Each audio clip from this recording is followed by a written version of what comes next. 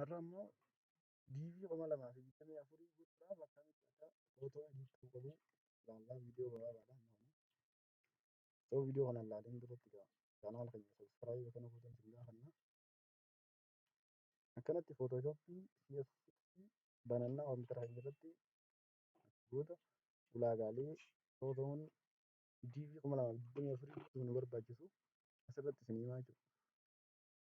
Faayil jennee faayil erga isin booda open jennaan. Footoo mobaayilaanis ta'e kaameraanis kaasanii footoo gurdii kan baakgiraawundiin isaatii bareedaa ta'uu qaba. Akkamitti akka ediit goonuu walumaan ilaallaa jechuudha. Amma nama kanaaf footoo kanaan DV lootarii 2024 USA kana guutuu barbaanna. Kanaafuu footoo kana ediit godhuudhaaf footoo isaa kana erga open jennee isin booda raayit kilikii godhuudhaan waan baay'ee waan iskuweerii ta'uu qaba. Maaliif saayiziin isaa gama hundaanuu wal qixxaachuu qaba.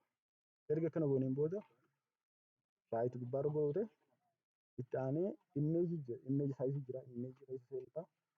Immeeji saayiziin isaa meeqa akka ta'uu qabu lammaa sirriitti ka'ee sirriitti ediitee waan jiruuf both saayidii haayitii guddinni isaatis wal qixa ta'uu qaba. 600 ta'uu qaba. Okay jennaani. Okay erga jenneen booda raayit goonee booda save faayilii keessaan save as erga jenneen boodatti maal goona isa kana filachuu qabda jechuudha. Yeroo hedduu kompiitarri tokko waan biraatiin save waan godhuu maluuf akka footoo sirrii ta'e save godhu JPEG jira JPG jira kanaan save ta'uu qaba. Achi booda isin maqaa namaa guutuu fi deemtuu sana akka adda bahee sii bahu jechuudha. Save goota Rammee Ramadaan jira. Ramadaan new DV jira. Isarra diskitooppii irratti save godhadha jechuudha.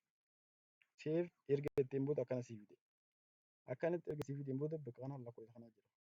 Lakkoofsi kun 270 takka ol dabruu qabu.